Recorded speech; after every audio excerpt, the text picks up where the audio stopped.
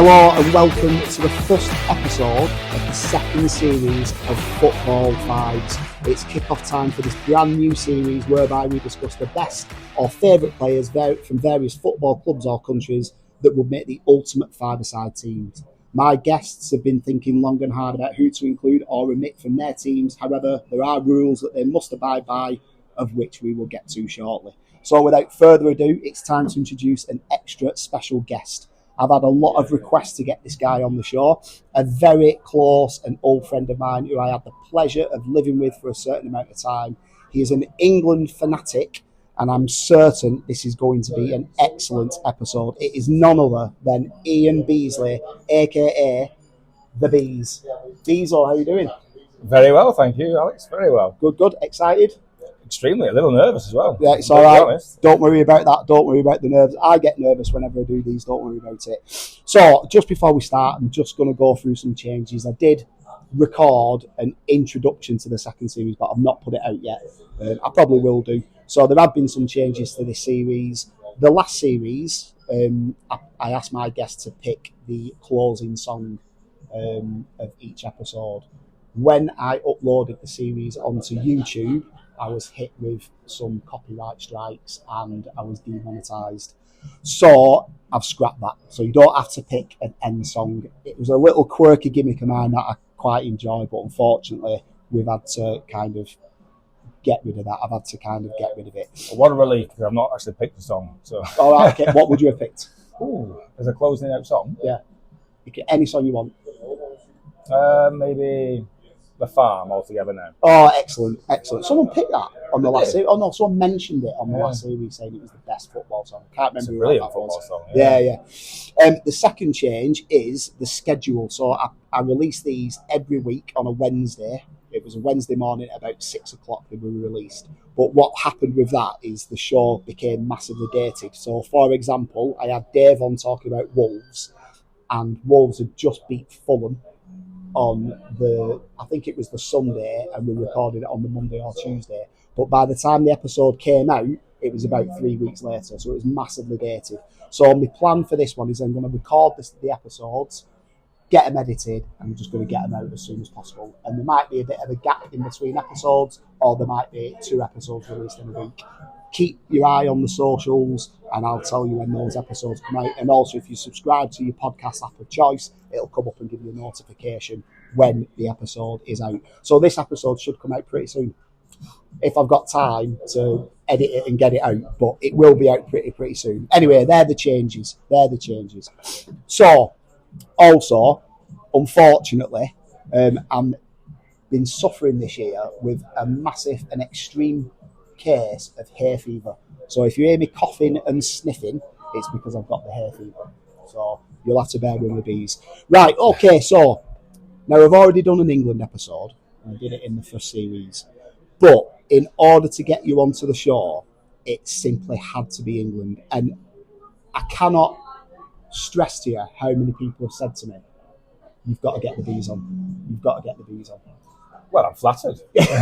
Every single, honestly, God, when I released the first series, people were saying, I had a lot of great feedback, and people saying, you've got to get the bees on.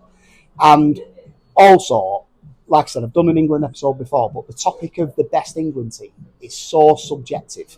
It's very contentious. There's so many contenders. It's very difficult to just single out, individual players. Yeah, of course it is, yeah. When there's been hundreds of people have represented England. Yeah. And, at different times and different playing times, different eras. It's hard to compare those eras as well. Yeah. And we were talking before recording as well, and you said that you'd lost touch a little bit about current football. Yeah. So, really. And you meant one name that you mentioned was Jude Bellingham. Obviously, you know of Jude Bellingham. You've watched England tournaments when he's played for England. But you wouldn't. I'm going to assume that your England team that you picked is going to be quite old. Yes, it's some of it's in the more recent past. Right. Okay. If that's the thing. Yeah. Oh, yeah. Of course, it's a thing. Of course, everyone knows what recent past. But yeah, modern football. I have kind of lost a bit of touch with the modern game. Yeah.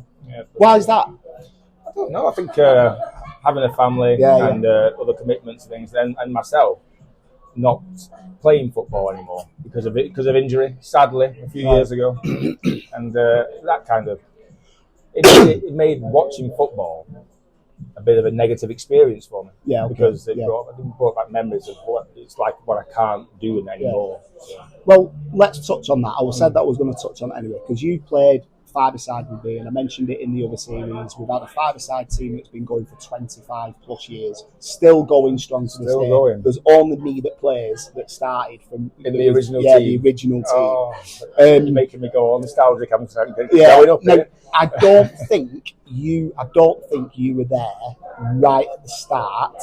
No, but you were there shortly after. Yeah, it was about the second or third season. Yeah. I wasn't in the founding team. Now, I'm going to say this, and you were very similar to me. Where we were never the best players in the team. No. We were never the best players in the team. We were squad men, for want of a better word. We had other players, Dave Carroll, Chris Spatman, Danny Vickers, that just excelled in that team, and they were the star players of that team. And we were just there along for the ride, really. We did our bit, but we were there along for the ride. But I will say that there is nobody, I've never played football with anyone who's got as sweet a left foot as you. Yeah. Oh, back in the day, all the power. Yeah. Scored many a goal from inside my own half. Yeah. That was because, when you look up and you see you've got another 25 yards to run, you think, well, just hit it because I can't bother running. Yeah. I will say as well, we picked we're at the Harvester pub in Horwich. We were here for the episode that we did with Jiggy in the first series, and all of a sudden we decided to put music on and the speakers just. It just feels like they've turned the volume up on us. Yeah, I think it'll be okay. We'll stick with it and see what happens. Right, so you miss it then. I do miss it. Playing football. Oh, greatly. Have you ever had a hint about going back and playing again, or is it just a definite no? Oh, well, never say never, but it was a back injury for me. Yeah. And it's never been right. Even now, 7 years on, it's not right. But yeah. Backs are funny things as well. I've had a back injury, and when you get a back injury, it's hard to shake. It's hard to get rid of it. The amount of times we play and you stand with both your hands on the bottom of your back, like making chicken wings, I suppose. It happened quite a lot. It happened quite a lot. Yeah, because it wasn't a gradual. It wasn't suddenly a thing that happened. It was a gradual thing over a great number of years. Yeah. So it's a shame, really. Still having issues with that? Oh, some. Yeah. Some. But that's attributed now to more of my children jumping all over me. Yeah. They ruin everything, kids. I'll tell you. That's it. They ruin everything. I can't watch an England international match. Yeah, of course. Right, what I think we're going to do, we'll move to that chair, that table there. Good idea. I'm not going to pause the recording. We'll just be all, only because I'm sure they've turned that music up. We'll sit here. So, I'll tell you what, mate. Walking football. Is it the way forward? The future? Walking football is the way forward, I'm telling you. You need to get involved in that. It is not as easy as people think it is. And don't you have to be over 50 for that? Or no. I'm sure they do. I'm sure they do sessions here at the arena that you can get involved with. Oh. I'd look into it, mate. I think you'll enjoy it. It's not as easy as you think it is. Well, because of the change of job as well recently, I'm starting to put on weight, so I need to get back in shape. That's the other thing, because you were a postman and now you're a teaching assistant. Is that right? That's it. Yeah, exactly. Yeah. So you being a postman mustn't have done your back very. No, that definitely contributes to injuries as well. But then again, doing that job for so long, you were walking 10 miles a day minimum. Yeah. So and lifting quite heavy bags. Yeah. So it did keep you in good shape as well as playing the football. But you were all right. With that, obviously had an effect on your back. Yes, obviously. I would think it definitely contributed to the earliness of my pending retirement. Well, retirement. Walking football. That's the future. Look into walking football, bees, and get that left foot back. I'm sure to do it. Right, let's talk about England. Okay, let's talk about England. Now, as far as I'm aware, you are not. Let's briefly mention club football, because as far as I'm aware, you don't necessarily support a team per se. I've never known you. I was always somebody who enjoyed playing football. Yeah. More than watching football. Right. Okay. Yeah. Yeah. Well, I didn't know what was going on, but I mean, sitting down and watching 90 minutes of football was never really my thing. Apart from tournaments and England football, club football, I wasn't actually that bothered. No, you never really were. Never really. But when it came to England, I was the one flying the flag. I was the it was passion for me. It was something I just wanted us to win something so badly. And what happened was that was the first real tournament that I remember fully was the 1990 tournament. That was the one where I got into it a lot. In Italia 90. But I do remember snippets of the 86 World Cup. But I think I was too young then. I was only about 8, and it was just kind of on, and I wasn't really paying much attention to it. But I remember Gary Lineker scoring a hat trick against Poland. I remember that game. But then again, the more like it's not like watching the video; it's like looking at a photograph. So that's the difference. But 1990, that was the first tournament that I got actively involved in. And really wanted us to win the whole thing. I was like, why aren't we winning? So we're not there. No, we're not there. We're not there. So I'm exactly the same as you, but you're a bit older than me. I'm 42 in August. No, hang on, I'm 42 in August. You're 43 in August. 43 in August. Right, sorry. Thanks for helping me out there. And your birthday is August as well, but you will be 48. Right, okay, so you're like 5 years older than me. So I'm exactly the same. I remember 1990 as snippets. Right. I remember 1990 as snippets. I remember the semi-final quite well. Yeah. 96 was my first tournament. That's obviously, 94 we didn't qualify.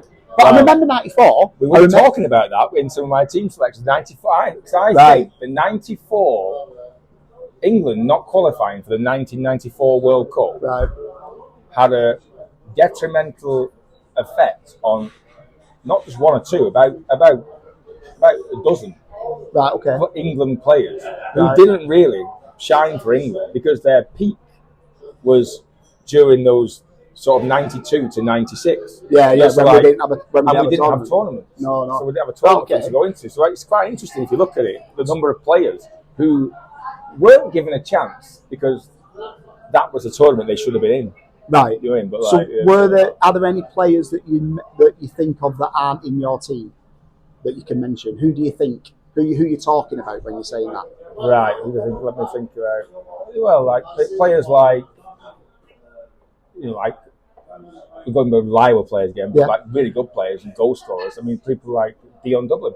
Okay. You would call them fringe players. Yeah. But when they were at their best, was sort of around that time, sort of 94, 95, 96. Those sort of. Yeah, that's fair. Yeah. So Dion Dublin's one, and let me think of another one. Just quickly offhand, you put on the spot here. It's all right. I can come back to it if you want. I think we should. I'll keep thinking. Keep thinking of that. So 96 was my first tournament, which I remember, and I do remember 94 because I seem to remember that, especially in our household, and pretty much I'd like to say the country, we all became Irishmen for that tournament because they were the only. I think they were the only UK team in it. The 94 one, the USA one. Yes. The 94, So I seem to remember that everyone kind of thought, right, well, England at 8, so do you know what? Oh, yeah. Let's and they did have an English manager, Jack Charles. Yeah. They were still flying the flag slightly. Right, so 1990 is... Let's talk about 1990 because, I mean, look, I'm going to talk about favourite memories and matches and goals and worst moments, and I think you can sum all that up in 1990. With the tournament. So tell us, your memories of 1990, your favourite matches, your favourite goals, before we talk about the inevitable crushing disappointment. We'll save that for a little bit. Right. Well, one of my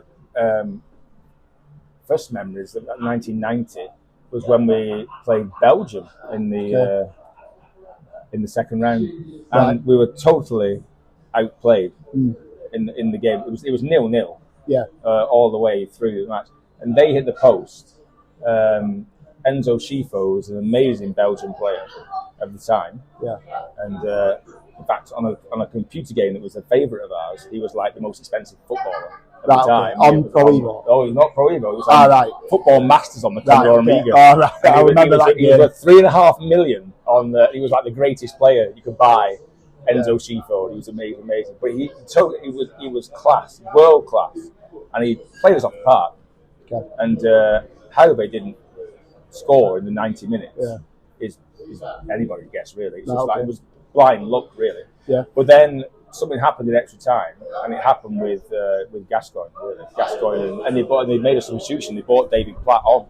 Right. Yeah. He didn't start that game. Yeah. And they brought David Platt on, and then Gascoigne just sprung into life. Right. Okay. In extra time. Yeah. And then of course everyone knows the famous Platt volley in the last minute. Yeah. I don't forget it. I don't think the players themselves could believe it went in. No, that is it is quite an iconic goal. That I mean, when we talk about England goals and iconic England goals, you could go Owen against Argentina, Beckham against France, Gascoigne against Scotland, but that's an iconic goal. But it's like an underrated iconic goal. Yeah. And the fact is, the technique actually for that goal, because the ball's coming over his head, and he's actually with his back to goal, and he turns with the ball as the ball's dropping. So it's an incredible piece of skill. And to volley it. It's an excellent goal. It's an unbelievable goal. I'll find that goal. I'll share it on the socials because if you haven't seen it, it's an absolute beauty. It's one of the best, isn't it? And like I said, the reaction of some of the players, just like who were actually on the pitch at the same time, honestly, they cannot believe it. It was like, wow, we won. Yeah, because no one won. 119th minute, wasn't it? Yeah. Brilliant. Way back.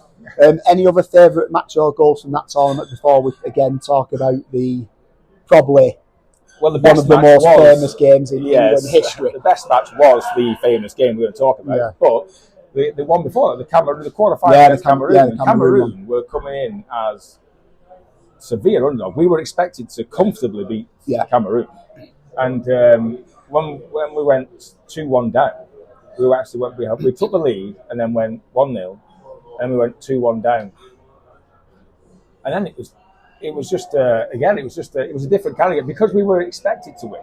Yeah. Because most of the other games we were underdogs. Yeah. But then that was a game we were expected to win, and we were supposed to win, and so when we went behind, I don't think we had to alter our game plan again, and I don't think Bobby Robson had actually planned for an alteration of game plan. Expected it to be a walkover like everyone else. Well, maybe not a walkover. It was quarterfinal. Maybe not a walkover because they were the surprise package of the tournament. When Roger Miller, who scored 4 goals, he was amazing. How old was he anyway? 38, 39, 40, 52. During that game, let's have a look. He was well old, wasn't he? Yeah. And ironically, he came back for the 1994 World Cup. And I'm sure he was in his 40s when he played in the 1994 World Cup. Let's have a look then. Roger Miller is coming up with an American singer-songwriter. Well, that's not him, is it? That isn't him, no. I think it's Miller, spelled with an A at the end, like Milla. Yeah, it is, yeah. The 38-year-old came out of retirement to lead Cameroon to the quarterfinals. 4 years later, he became the oldest player to feature in the tournament. So 42 when he played. 42 years old. So my age, playing in a World Cup. I struggle playing five-a-side now. Exactly. I mean, that's incredible. But look at you, I'm not surprised. Yeah, thanks for that, mate. Years have not been kind. Right, we're putting it off. We're putting it off because we could talk, especially with you, because I knew that you were going to talk about 1990 because I know how important that tournament was to you. That tournament really did ignite the fire within me. To do with England. Which no other watching football matches, no other tournament or singular match had done before. And 12, 13? That's exactly what I mean, So a really important age in terms of obviously still a child, but in terms of football, because like when you're young, kids start really young nowadays. I started quite late. I started at about 12, 13, so quite an important time. Yeah, definitely, Yeah, high school. And that's where all my boyhood heroes came from that tournament, really. I mean, it's no secret that Gary Lineker was an absolute boyhood hero of mine. Yeah. And I followed the rest of his career very closely after that. We'll save that, because I would bet my pension that he's probably going to be featuring your team. But we'll save it. We'll save it. So I think it's got to be one of, if not the most iconic game, with the exception of the World Cup final in '66. It's got to be one of the most iconic games in England football history. The semi-final, 1990. England versus Germany. Germany. If history's taught us one thing, England versus Germany in 1990 should have been the final. Yes. That's there's no doubt in my mind. From a neutral's point of view, and from the perspective of the glory of the tournament, that should have been the final. England versus Germany should have been the final. And it's a shame that it wasn't, really. Although that would have been a very tough pill to swallow. It would have been better. I mean, it would have been better for Gaza. It would have been better for Gaza because ever so slightly. Yes. Well, that's it. But funny, he was down to take one of the penalties. And originally, but after his booking, his head went. Have a word. Gary Lineker. What a legend. I mean, that again. Keep an eye on him. Even that. I mean, I spoke about this on the other England show when we went to an evening with Gary. I nearly said Gary Lineker then. An evening with Paul Gascoigne here, and he spoke about that and got talked up again about it. The fact that he obviously got booked and he was going to miss the final. And that's an icon. I mean, again, iconic moments, iconic picture. I mean, apparently, Bobby Robson had a quick word with him on Lineker's recommendation, and he said to him, he said, "I know you can't play it, but get us there." And they're the words that he said to him. Right. Okay. Get us there. And then for the 20 minutes after, if you watch the World Cup semi-final, extra time, after Gascoigne got booked, Gascoigne was everywhere. He was on a mission. Treating it as his final. That was his final. It's a bit like it happened for Manchester United with Roy Keane. Roy Keane, for the Champions League. I was going to say that. And Roy Keane had one of his best ever Manchester United games after he got booked against Juventus. And then he played them off the park, and he did it. He got them there. Single-handedly, basically. And then couldn't play in the final. Sure. That was for the treble, wasn't it? It was. But alas, Paul Gascoigne couldn't get them there. No. I mean, cruel way to go. I'll tell you something else about that match, which I always like to talk about. It's like an unsung hero of that match. Ended up being the villain, and it's Chris Waddle. Chris Waddle was man of the match. Right. Okay. In the semi-final. And they hit the post. And he had a shot early on, like where it went just over the bar, from the halfway line. Basically, he played the Germans off the park. They didn't know how to handle him at all. He was man of the match, but he always remembered for, and he wasn't meant to take that penalty. He was the one who said, "I'll take it, boss." Because Gascoigne was going to do it, but obviously he missed. But the thing is, from what Chris Waddle said, by his own words, he said that he was going to place it to the keeper's left. That was his plan, and then Stuart Pearce missed.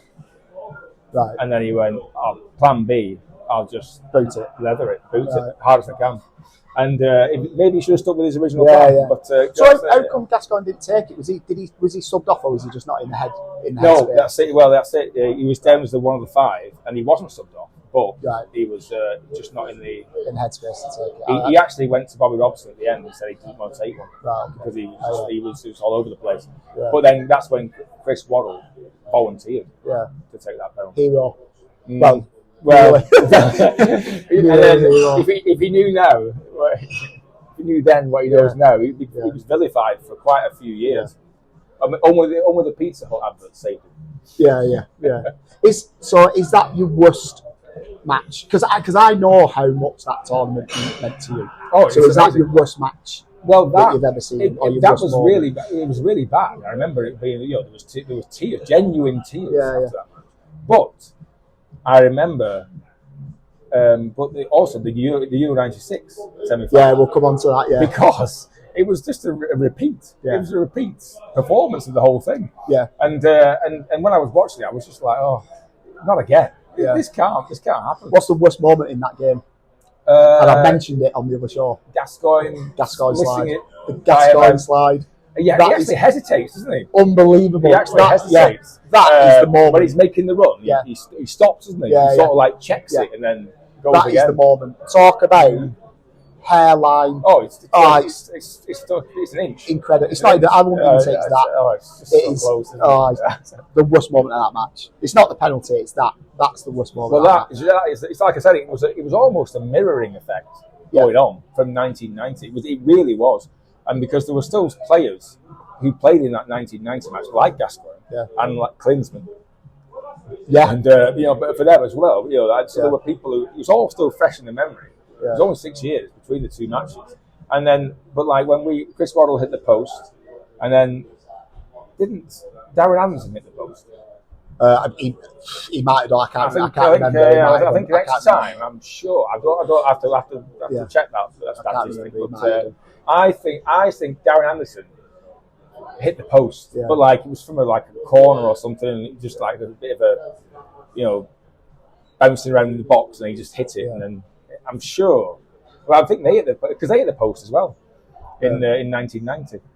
It was a crazy 1990 semi-final was a crazy game. Yeah. But the 1996 one was equally as crazy. Yeah, it was just like it was just end to end. And then, I'm sure. Wait a minute. I'm sure there's an offside goal in one of them. Can't remember who, by David Platt. In the 96. It was either 96 or 90. I can't remember which one it was, man. I'm sure there was an offside goal.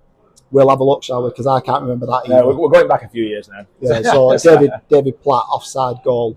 Semi-final. Yeah, so. But,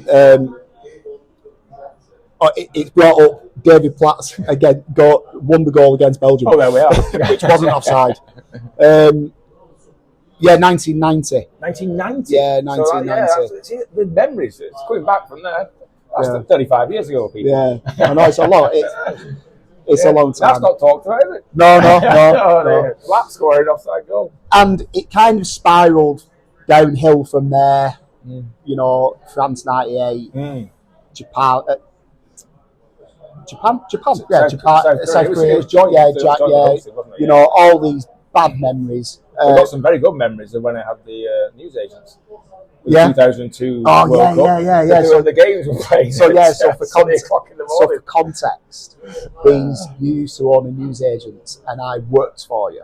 And during that tournament, I brought a little portable TV in, and we watched the tournament when we were at work. Whatever game was on, every game. I think I watched near enough every game in that tournament. The Brazil game was on at 6 o'clock in the morning. It was that. I think it was about 8. I think it was about 7:30 kickoff. Yeah. So the build-up would have been about 6 or 6:30. Right, we've spoken a lot about the bad times. Any more kind of favourite goals? Picking a couple of goals.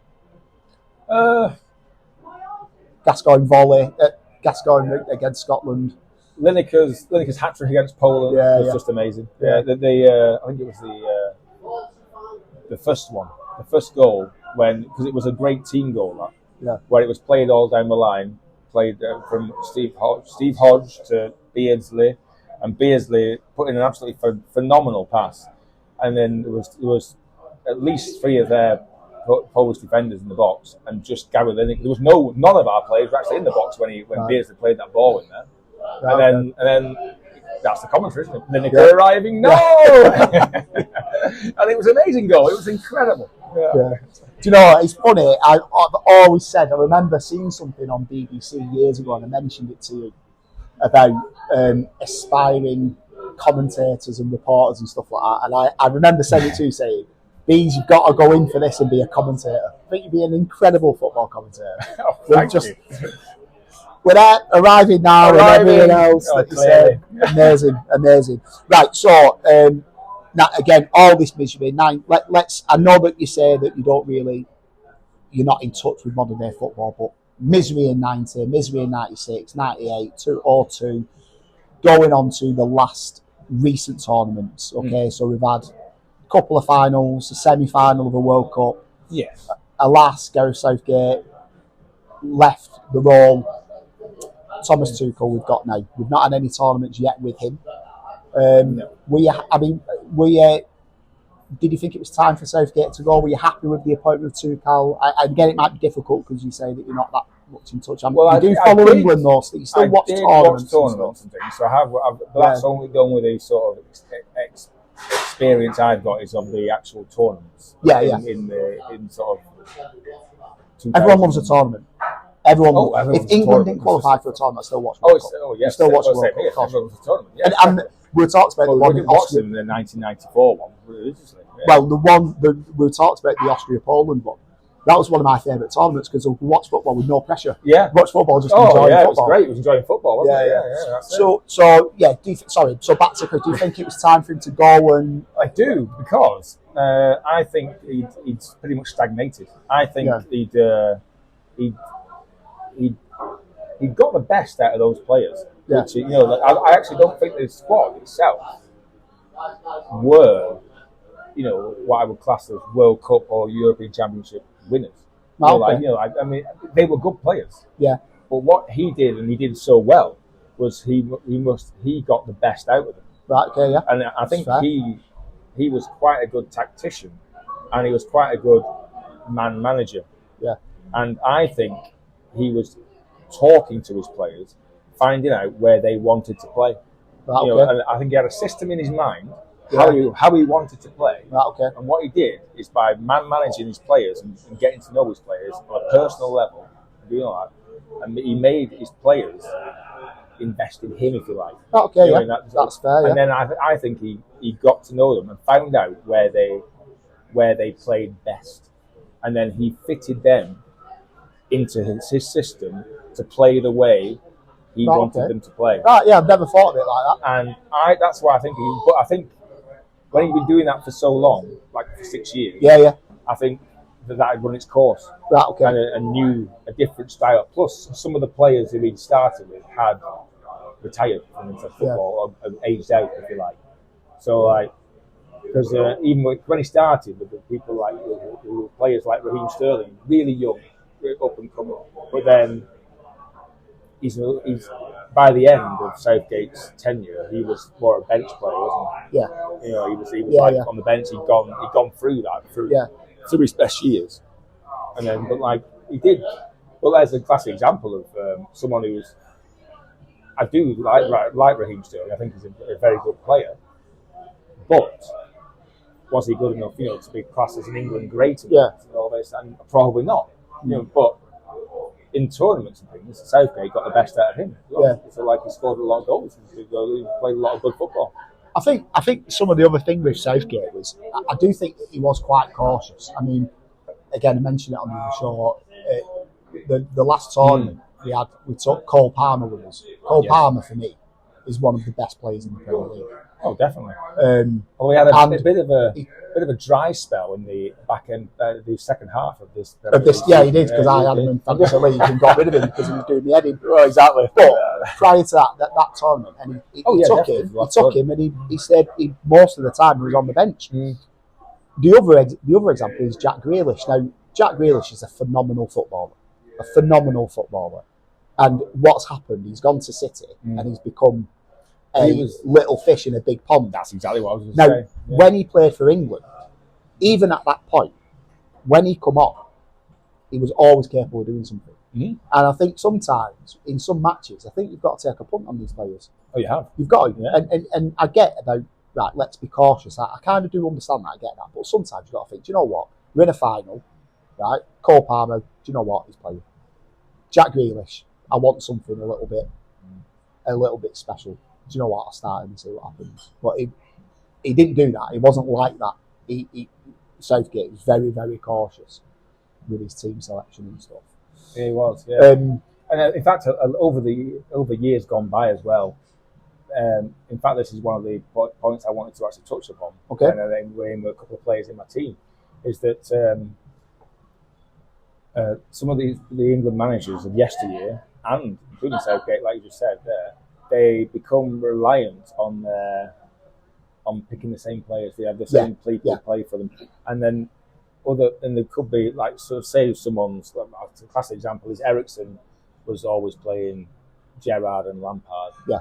Always. Yeah. So they were like first names on the team sheet. Yeah. And Beckham, obviously. Yeah. You know, so like the midfield picked itself under Ericsson. Yeah. And then so if anyone had a great season, you know, and was up and coming or was a youngster coming through, they had no chance. They were never going to get in. They were only going to get on the bench. The thing is with that, Beckham's a bit of an exception to the rule because Beckham would always have that cross in him. He would always have that killer cross in him. Yeah. Gerrard and Lampard, there was always the debate of, there's always been the debate of who's better, and there's always been the issue they can't play together. For England, they cannot play together. So do you know what? If we're constantly having this question, quite questioning why they can't play together, don't play them together. Don't play them together. Play one of them with somebody else and have the other one on the bench. It's not a bad thing having Steven Gerrard or Lampard on the bench. No, you know what I mean? Yeah. But see, I get that. So Thomas Tuchel, then, would you any other people that you might have thought, or when he was appointed, did you think, go on? Do you know what? Fair play. Or do you not really know a lot? I don't really know that you're not. I know he managed Chelsea, and I know he was there, and but it was just. I think it's a bit of a poison chalice, isn't it? But, not so much now. Not so much now, but definitely in the 90s and in the early 2000s, it was like you had to be. It was almost like career suicide, wasn't it? To go and be the England manager. It was just like, well, who on earth would want to take that job? And people will say what they want about him. Big shoes to fill. Oh, I think so. Big shoes to fill. Well, his record is exemplary. Yeah. It speaks for itself. Yeah. I mean, you can't get to a final and semi-final. Two finals and a semi-final. The tournaments and not expect to be recognised because it's a great manager. Yeah. So, like, if you look at statistics, then statistically, he's one of the most successful managers we've ever had. Yeah, definitely. It's early. It's early for Thomas Tuchel. But last question in the first half of the show: are we going to win a trophy in your lifetime? Oh God, I hope so. That is a hard question to answer. It's a hard question to answer. I believe we will. I think we will. I think we will. Our time will come, and what we've had in previous tournaments when we talk about all these old tournaments, I mean things that stick in the memory from 50 years ago, 30 years ago, all those other tournaments is sometimes we just ran out of luck. And we didn't have that luck. We're talking about the Gascoigne an inch away from scoring a goal. We're talking about offside decisions that maybe with VAR, maybe you don't know, or they might have stood and things. Penalty shootouts. It is. Yeah, it is a game of chance. It's a lottery. Of course it is. So I think one tournament in the non too distant future, I think we're going to have our slice of luck and we're going to win it. I hope you're right. I hope you're all right. We'll come in here and have a drink when we do. Definitely. Right, so that's the first half done. Just before we carry on with the second half, a cheeky little plug from me. Football Vibes on your socials, Facebook, Instagram. Like and follow the page. Subscribe to the page. Subscribe to the show on the podcast app of choice. We're pretty much everywhere. Spotify, Apple Podcasts, YouTube, if I don't get demonetized. Just subscribe everywhere, and also, like I said, there's going to be no schedule. They're just going to get released as and when. So if you subscribe to the show, it'll drop into your feed, and you can listen to your heart's content. Also, go on the socials and let us know what you think about Beezle's 5-a-side team that he's going to submit. So that'll be brilliant if you could do that, and as well leave a 5-star review and put some nice comments on as well. But make it 5 stars. Right, so let's get straight to the second half of the show. Beezle's ultimate England five-a-side football team. So the rules are quite simple. You must have at least one goalkeeper, one defender, one midfielder and one forward. You can choose what formation you play. You must pick one sub, which can be any position, and they must have played in your lifetime. So you've either seen them play live or on TV. So you cannot pick, for example, Jeff Hurst. Okay? Is that understood? That's understood. What's your formation that you're going for? Goalkeeper. Yeah. And then one defender. Yeah. Two midfielders. Of course. And one up front. Striker. Mm-hmm. How have you picked your team? Have you gone for your favourite? Have you gone for your best? Have you gone for the best five-a-side team? How have you picked it? I've gone for using the Iain Beesley scale of greatness. Right, okay. If that makes sense. Which I'm looking forward to this. I actually believe that there won't be many people who agree with it, to be honest. Right, okay. But, hey, listen, it's your team. Steeped in controversy, but I honestly believe that this is a team of world-class, game-changing footballers. Right, excellent. This is going to be very, very, very interesting. Right, so without further ado, who's your goalkeeper? Well, I mean, if it was in my lifetime and who I've seen, and all this, then obviously you're excluding great goalkeepers like Gordon Banks and things like that. You know, like in Gordon Banks, I mean, save of the century. All that. I mean, he's obviously world class. But I do think there's other goalkeepers as well in my lifetime, which are people like Nigel Martin. I always thought he was a highly underrated. Nigel Martin was the first £1 million goalkeeper. Yes, I know that, and he was. When I did the first series, he was one of the people that were picked twice. Right. So he was picked for two separate teams. Really? He was picked for Leeds and somebody else. I can't remember. He played for Palace as well, didn't he? Yeah, I did real Palace. I can't remember who else he. But anyway, and Nigel Martin. There's going back to that earlier tournaments when people were at the peaks and things. Nigel Martin would have been in that in that bracket as well because, like I say, first £1 million goalkeeper. Yeah. But he doesn't make my team, which is amazing. Right, okay. So again, overlooked by another England manager.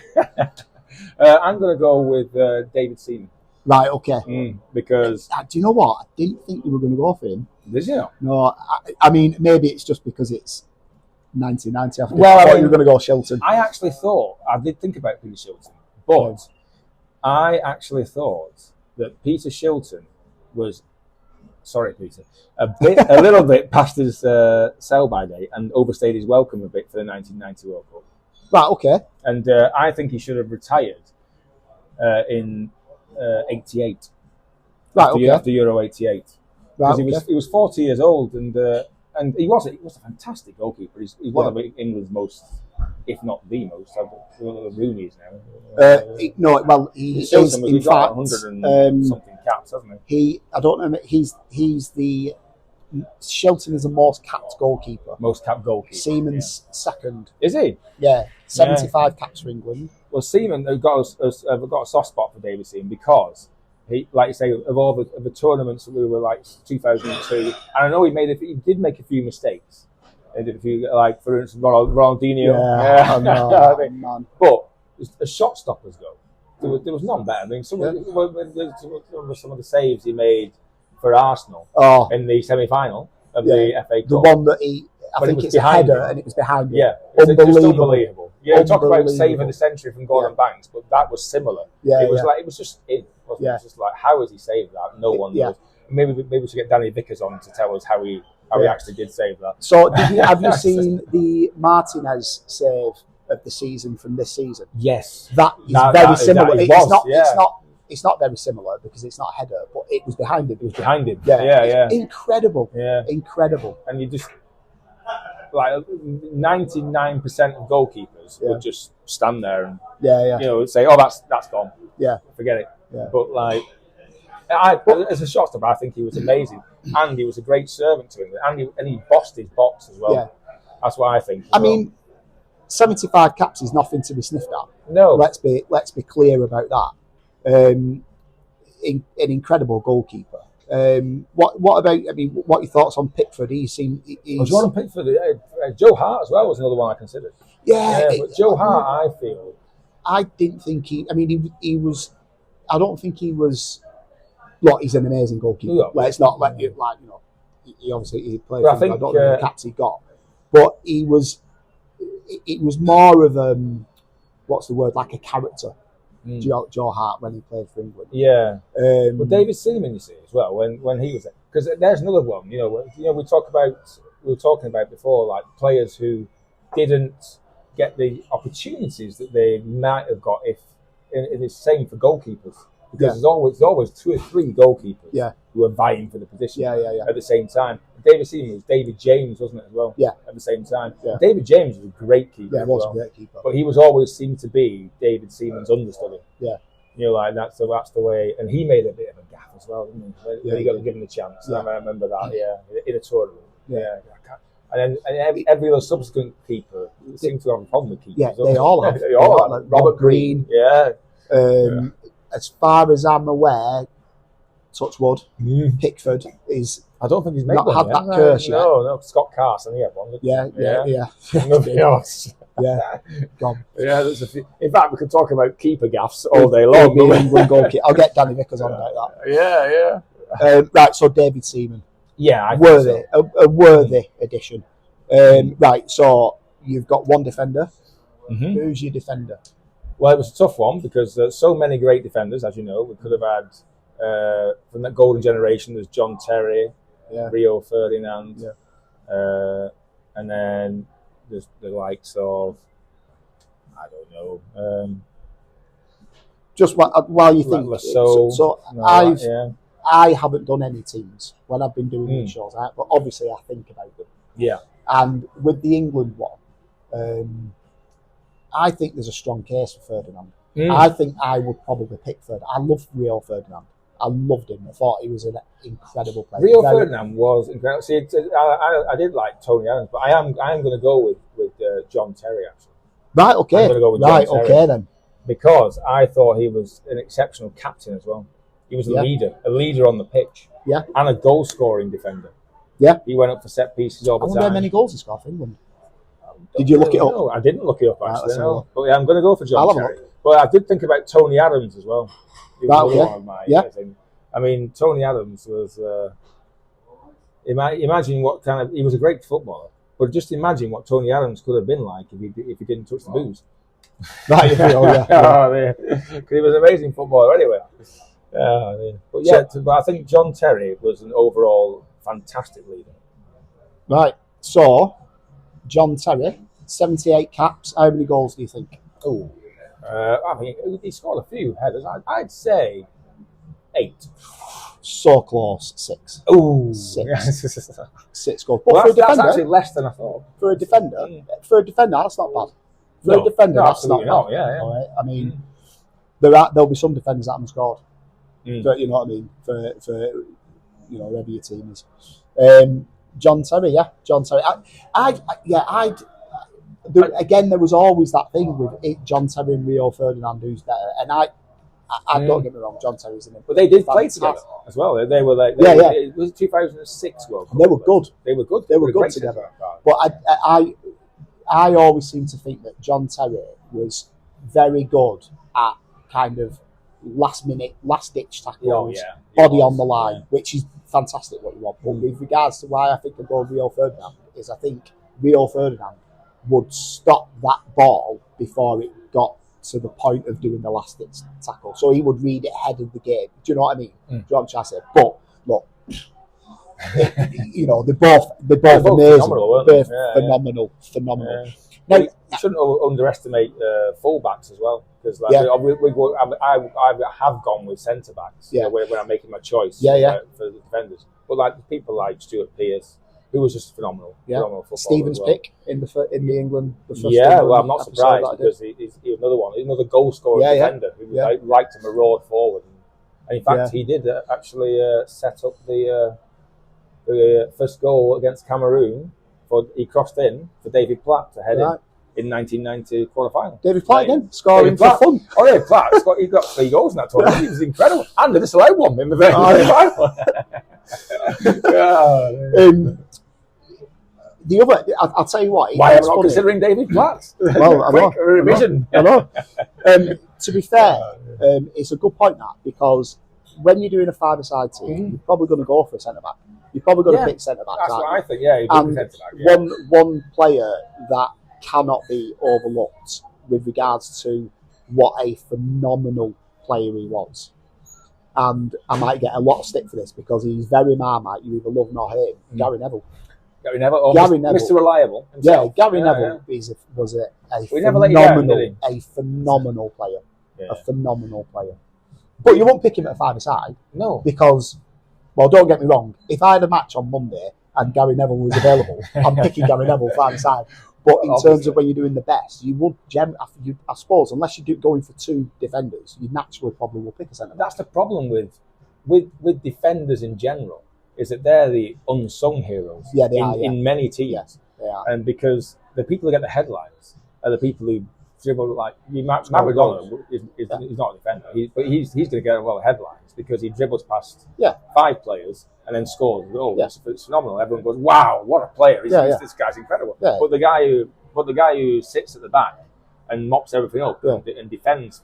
I'll tell you what reminds me of that, of players being unsung heroes, is when Chelsea won the Premier League under Mourinho for the first time. Okay. And Claude Makelele was their player. Yeah. But that is someone who just goes under the radar, defensive midfield, and he just literally mopped everything up and sprayed the ball about and started everything off. But he never scored the goals. No. He never got the assists. He did his job. He just did his job. And he was the best player in that team. Consistently. Yeah. Brilliantly.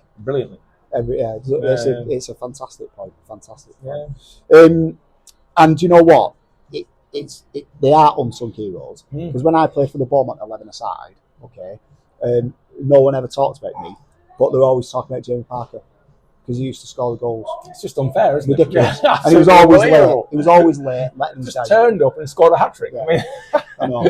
But rubbish. To be fair, I could talk about Jamie Parker all day long. Love that man. Right, anyway, enough about Jamie Parker.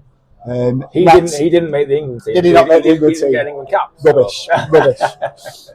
I'm throwing this away then. No, right, so now you've gone for 2 midfielders. Give us one of your midfielders. Right, well, I'm going to give you the controversy. Oh, go on then. We're going to go for it. We're going to hit with the controversy. And my first midfield pick is Matthew Le Tissier. The stunned silence. I don't think that's controversial. You don't think that's controversial? No. Why do you think? Well, I mean, he only got 8 England caps, which straight away is an absolute travesty. Yeah. Yeah, that is a travesty of English. And he wasn't overlooked. This is a player who wasn't overlooked by 1 England manager. He wasn't overlooked by 2 England managers. He wasn't even overlooked by 3 England managers. Right. 4 England managers, going as far back as 1990, at the tournament that I love.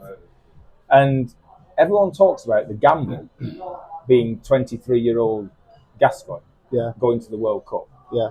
But that season for Southampton, Le Tissier hit 20 goals in the 1989-1990 campaign and was named Young Footballer of the Year. Right.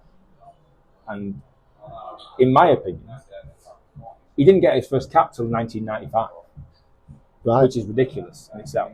Yeah. And but in my opinion, that's the gamble he should have, because Michael Owen was 18, wasn't he? Yeah. When Le Tissier was 21 then, in 1990, and he was Young Footballer of the Year. 20 goals in the top flight in 35 games. Right. So fantastic record, and he was playing with a young Alan Shearer. Right. Okay. They were both at Southampton. Right. Before Shearer's big move to Blackburn in 1992. Right, okay. Anyway, but then, so that was Bobby Robson was the first manager to just dismiss this young man. But he wasn't that young, 21. He scored 20 goals in the top flight. He's ready for football. Yeah. Just pick him. I don't think that's controversial. I don't think that. I mean, he hasn't scored. No goals. Well, most of his 8 caps were from the bench. or in friendlies. So who overlooked him then? Robson, Graham Taylor. Yeah. And that, he did not like that. Oh, he did not like that. Do I not like that? And then so it would have been Terry Venables. Hoddle. Venables gave him his first cap right in 1995. But that was when he was picking squads for Euro 96. Yeah. And it was mainly, the only reason really he gave him a cap, gave him a couple of caps, was because he was doing so well in the league. They were his peak years. 1992 to 1996 were his best footballing years. Right. But it was only relentless pressure from the public. Right. Saying, call the papers, saying, call Letizia up, Letizia. Why are you calling Letizia? Yeah. What's going on? You know, this is a man who scored, and under Taylor as well. This is where I'm very passionate about this, because he's after Lineker, Letizia is one of my idols as well. My favourite footballers. Yeah. Letizia could turn a game on its head. He could do nothing. He wouldn't even be involved in the game for 85 minutes, and then suddenly he'd score 2 goals. Right. He'd get the football and then do his business. But in my opinion, international managers, like the ones all 4 of the ones we've mentioned, they didn't want to gamble because he didn't really have a position. Cautious. Too cautious. Yeah. And these flair players that can turn games on the head, instantly on the head. Yeah. They don't like them because they don't fit into a system. Yeah, you need them. And because he was unfortunate, because he was playing around the same time as Gascoigne, who had established himself in the England team at that time, after 1990. However, and then when Alan Shearer, who was playing with him at Southampton, and was kind of like in his shadow in a way, he kind of burst out of the shadow, around when he became Britain's most expensive footballer. And he went to Blackburn in 92. But Graham Taylor then picked Shearer. But Shearer actually went to Euro 92. I don't know why Letizia didn't go to Euro 92, but he didn't. Right. And Alan Shearer went, but he was an unused squad member. He didn't actually play in Euro 92, Alan Shearer. And this was the man who became, in that same year, Britain's most expensive footballer.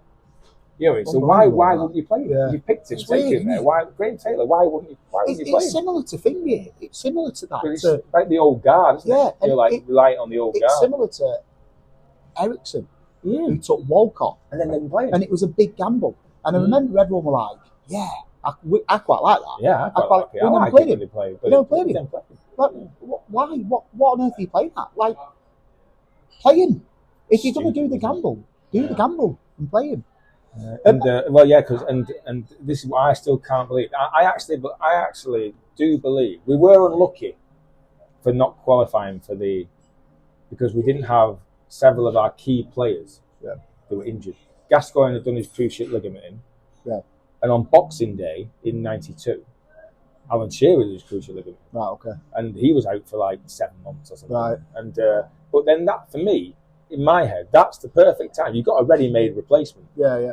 Just to gamble and say, but he didn't. I don't know who he picked. He ended up playing David Platt up front, and it was just, that's why Platt scored so many goals, because under Taylor in that qualifying campaign, we didn't have a striker really. No, we had because he wouldn't pick Ian Wright either, who was also very, very good at the time.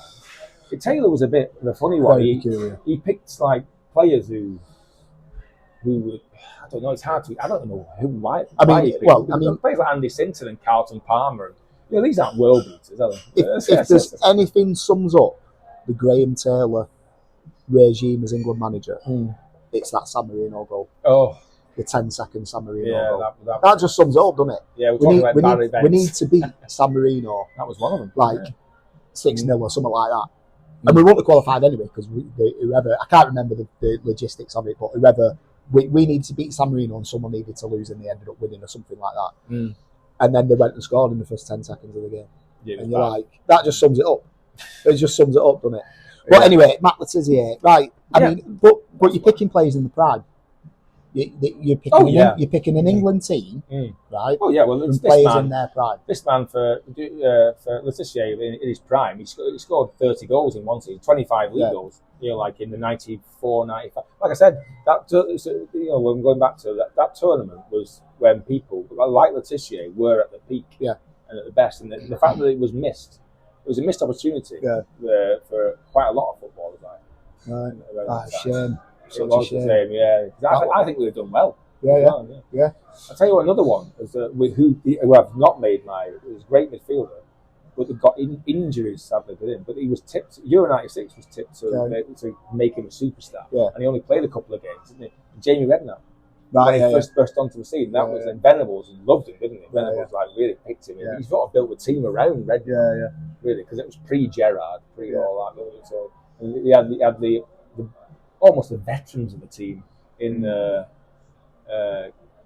Gascoigne and Platt, who've been around for 6 years, since 1990, and then in was this fresh Jamie Redknapp, and he was pulling all the strings and doing. He was a great passer of football, Jamie Redknapp. And it was a shame he get a couple of bad injuries. He was plagued with injuries. Yeah. So who's joining Matt Letizia in the midfield? It's got to be Gascoigne. I knew you were going to say that. It's got to be Gascoigne.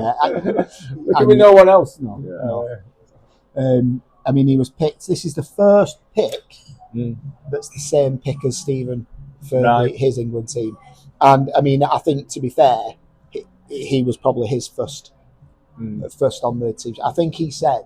So what I've been doing, I've been listening to I've been getting the itch to do these again. So I've listened to the other series again, and he said that he's the best player that England have ever had.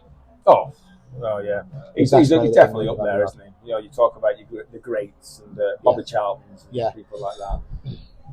But I think this is the thing with Gascoigne. I mean, what he gave us, like you say, 57 caps and 10 goals. See, only 10 goals, and it's with Gascoigne. It's almost like we got the highlights. Does that make any sense? Yeah. But I think it could have been in a different timeline, a different because he'll by his own admission he'll tell you he made some mistakes. And especially in terms of his personal life or football, personal lifestyle. But even with his football, the biggest mistake he made in his footballing career was going in 2-footed on Gary Childs in the FA Cup final, which really that he never was the same after that. Even though he was still great, I think that affected him greatly. It was cruciate ligament injury. I mean, a very complex character to say the least. But I think we were almost. It's almost like we were. I think we were robbed of at least 25 more caps. Definitely. He could have had 100 caps. 100% he could have done. 100% he could have done. If he'd, I mean, but the thing is, with his lifestyle. I mean, obviously near the end of his career, his lifestyle might have caught up with him. Yes. But when he was in the World Cup squad 1990. He was out on the lash all the time. Oh, yeah, and it didn't affect his game. Well, he was 23 years old. It didn't affect his game. 22 years old. It was like he was still incredible. He was still incredible. But what Gascoigne did, and if you ever watch football matches with Paul Gascoigne, Gascoigne didn't sprint about the field. These box-to-box midfielders and things. Yeah. That wasn't his game. Ran the show. No. But Gascoigne, he made the game. He just slowed it down. Yeah. It was almost, you and me, we can only dream of having time on a football like that. If you receive a pass into your feet, he seemed to have 10 minutes. Yeah. So he'd just turn, and the way he used to push the football out of his feet, it was just majestic. I mean, there's no way we could do it. The ball when he dribbled with it, it wasn't quick dribbling. Yeah. He wasn't running. It was almost like a jog, but it was just stuck to his foot. Yeah. It's incredible to watch. Yeah. And it was like the game just slowed down. And his passing range, typified in the pass to give us the penalty, the through ball to Lineker against Cameroon. Oh, yeah. And it's just the weight of the pass. And his passing was just through the eye of a needle. Yeah. He could just split defences. Yeah, I'll have to have a look at that. I can't remember, like I say, passing was phenomenal. Other than the semi-final, it's very sketchy, that tournament, but I'll have to. I have seen it. I just have to look at it. We did have a rocket shot on him as well. Yeah, a bit like myself. Yeah, definitely with your left foot. I will not argue that point. I will not argue that point. Yeah, it's no surprise that Paul Gascoigne makes your 5. You could do this England team with anyone, and like I said, I think I'll do a lot of England teams if I do any more series because it's so subjective, isn't it? However, Paul Gascoigne is probably going to be in every single team. Well, possibly he's going to be in every single team. Obviously, age might play a factor. And it is a shame that he didn't make that the France '98. Yeah. You know, he actually, I don't know if it's a fact, but I'm like 80% sure that he played most, if not all, of the 10 qualifying matches to get to World Cup. Yeah, I think that rings a bell, that, because there was a bit of outroar when he didn't get picked. Yeah. And I think that's what he said himself. To Hoddle. Yeah, and that's coming out in a book or something. Yeah. He said that he either played them all or like 9 out of 10 or something. Something like that. Yeah. And so, like, why would you not take someone to the World Cup who's played in obviously been instrumental in getting you there? Yeah. So, like, it doesn't make any sense really. So, and it was a bit of a shame for him because it was kind of unceremoniously ended his career. Yeah. But that's the same World Cup. Hoddle effectively ended Letizier's international career. He never played for England again after that. But Letizier scored a hat-trick against Russia in the warm-up game. Right. And then it went to when he scored his hat-trick goal, the BBC or whatever was televised. He panned to Glenn Hoddle's reaction, and he was just like stone-faced because I think what he wanted, he was never going to pick Letizier. No, he was never going to take it. No. So when Letizier scored a hat-trick in the warm-up game, he was like, "Yeah, I'm in trouble here. I'm in trouble. I'm not going to pick him." Yeah. But I mean, I think the same thing happened with Gascoigne. I don't think he was ever going to take Gascoigne. And he was looking for an excuse, and I think he used his behaviour, didn't he? To not pick him. But I mean, he messed up Matt Letizier's career and Gaz's England career, but he messed up his own by messing don't like Glenn Hoddle, really. Yeah, but he messed up his own by messing around with Mystic Meg or whatever it was that he was thinking. Right, listen, mate, we're not running out of time because I'm going playing football myself, but I want to give you plenty of time to talk about the striker that you have picked. You've not even told me yet. But 100%, I'm sticking Gary Lineker down here because Gary Lineker has got to be the striker pick for your five-a-side, and if it isn't, it's a travesty. It's no Gary Lineker. Of course, clearly Lineker all the way. Your hero, my hero, absolutely. Why? Why? Just all round. He is, in my opinion, the ultimate striker, the ultimate goal poacher. He is the epitome of what I actually think a goal scorer should be. A striker should be a goal scorer. Should be someone who knows how to find the back of the net. And in the modern game, that's been put to one side of it because in the modern game you're expected to work for the team. Yeah. You're expected to track back. You're expected to do all this. You're ready to get your foot in, to charge down, to press from the front and all that. But in Lineker's playing days, that was never a thing. No. That's why Lineker never got booked. Yeah. And he'll tell you himself if you're looking into an interview. He'll say because he never put his foot in. He never tackled anyone. Yeah. His job wasn't to tackle people. No. His job was to make the runs. Yeah. Get into the areas to score goals. Yeah. And put the ball in the back of the net. Of course. Which he did 48 times in only 80 caps. And that's another thing with the modern game. Back in the day, you were lucky that was 80 caps was seen as good. That's longevity. Yeah. You've got a lot of caps. Yeah. Like now they're throwing away. There's lots of players who are on three digits, over 100 caps. Yeah. And players you wouldn't think. I mean, the thing is with that, one big thing about that is that the game's changed so much. There's more friendlies. There's this League of Nations or whatever it's got. There's all this stuff going on. Well, the European Championship up until in 1992. Euro 96 was the first one that had 16 teams in. Euro 92 and all previous ones only had 8 nations in. Right. And Denmark, who actually, we're digressing again, Denmark, who actually won Euro 92, didn't actually qualify for Euro 92. They were. It was meant to be Yugoslavia, but the outbreak of the Yugoslavia war in Yugoslavia, meant that they needed some nation to come in, and then they got. And I don't know why they got in. Probably the best. Maybe they lost to Yugoslavia. The best unqualified team, maybe. Yes, but that's how. But they got in as that, and they ended up winning it. Yeah. So there you go. Crazy. Anyway, we do digress. 461 appearances all time. 238 goals. I mean, better than 1 in 2. Definitely a goal scorer, really. Poacher. Oh, absolutely, yeah. And he didn't. Unlike Shilton and a few of the other players we were talking about before, didn't ever stay well. In fact, I think he'd have played on. For England, but that was Taylor's decision, really, wasn't it? And that's an infamous, contentious point, isn't it? When he got subbed in his last game, and we were 1-0 up against Sweden in Euro '92, and then we were sort of 25 minutes away from qualifying for the semi-final. Because it was 2 groups of 4, and only the first 2 went into the semi-final. Top 2 of the groups, and we were beating Sweden 1-0. With 25 minutes to go, and then Lineker got subbed, and then Sweden scored 2 goals, and then we were out, and that ended up being Lineker's. Whether we don't know, we'll never know, will we? Whether or not in his head he was saving, because Lineker was 31, nearly 32, so maybe he was saving him. A bit like this was similar with Bobby Charlton in the 1970 World Cup against Germany when we were 2-0 up. And then we lost 3-2, and that was they were saving Bobby Charlton for the semi-final. But we never got there.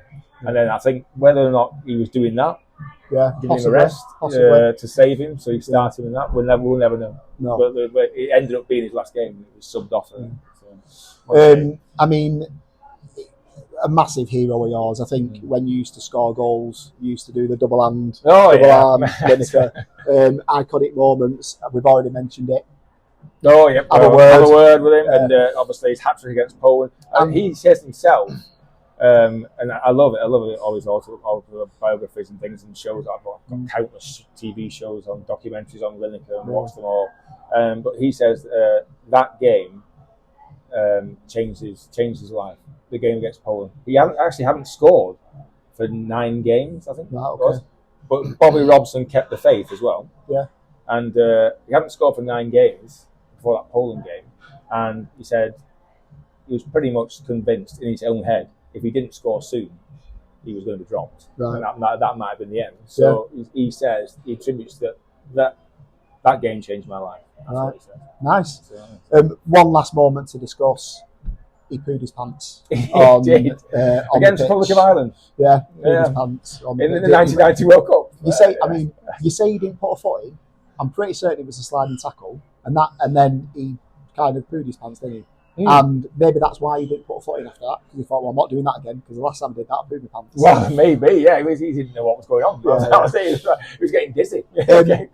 Have you seen, again, I mean, quite topical regarding the date that we're recording this, he's stepped down from Match of the Day. I mean, he's been there for the lead presenter since Lynham. I mean, what, 20 odd years or something like that, maybe probably longer than that, maybe I don't know. Well, he retired in 94, and then he played in Japan for a couple of years. Never played in the Premier League. He could. He could have easily survived in the Premier League. Because the season before, 91-92 season, he scored like 30 odd goals. In all competitions, he was like amazing. And then that's why he was obviously picked for England still playing there. And he went to Japan in 92. And but he could have easily scored 20 goals in that first Premier League and played a couple of seasons in there. No doubt about it. Definitely. He'd have been top goal scorer. He'd have been up there, for 2-3 seasons. So he joined the commentary team. He joined Grandstand, didn't he? Football Focus. Football Focus first. And then that was sort of 95. So he's been with the BBC a long time. And I saw his last his outro from his last episode of Match of the Day, and he's got very choked up. I don't know if you've seen it or not. It's very, he gets choked up, and God bless him. But he is a bit of a national treasure, isn't he? To be fair, Gary Lineker. Yeah. First name on your team sheet. 100%. He would have been. He would have been the first name on your team sheet. And right, go on. Sorry. So that's what I like to say as well. That's what I used to say as well.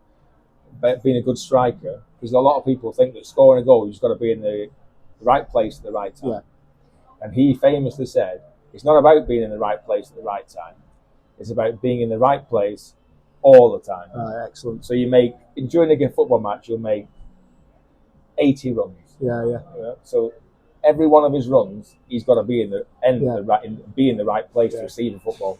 And that's how you score goals. Prolific. Yeah. You know what I mean? So I wasn't surprised by that at all. Right, so let's round off your team. When one of those is getting knackered, or if Gary Lineker poos his pants again, well, this is it. He's got to come off. Might need to change his nappy. Who's your sub that's going to be? Who's your sub that's going to be coming on? I think it's going to be Stevie G. Oh, right, okay, right. Steven Gerrard, yeah.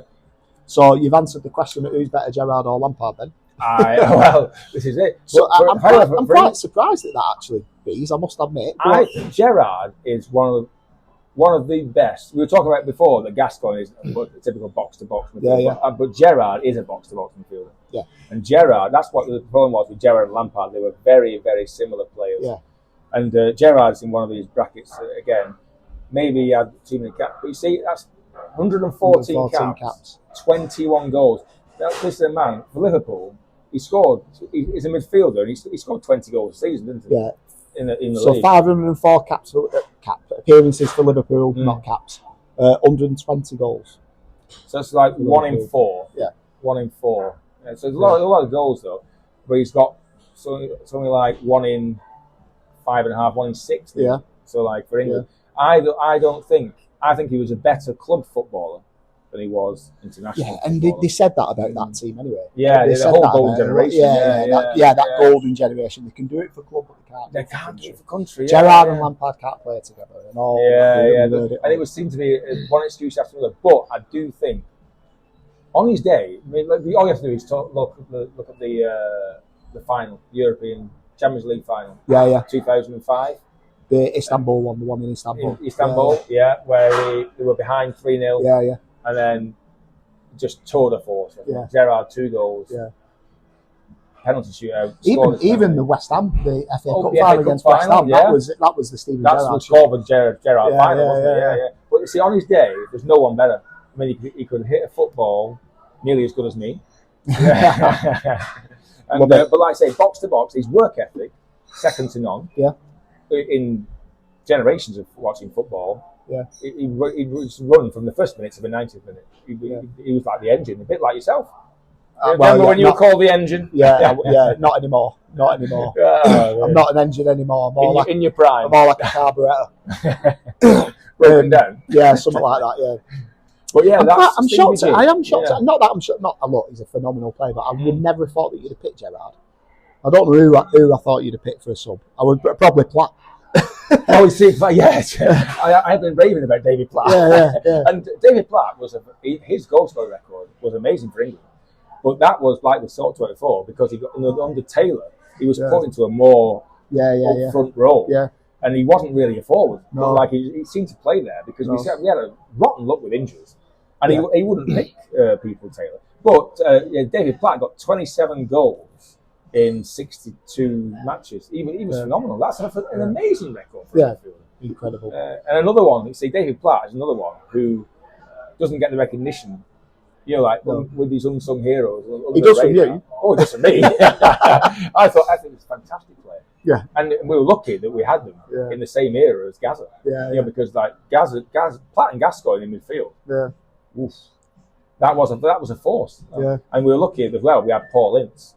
Yeah, defensive player because the governor he had to be good. Yeah, we had to have a good defensive fielder with those two because they were both forward-thinking midfielders. So basically, Ince just must have been told, "You're not going anywhere. You're just staying right there. Yeah, you talk to Tony Adams.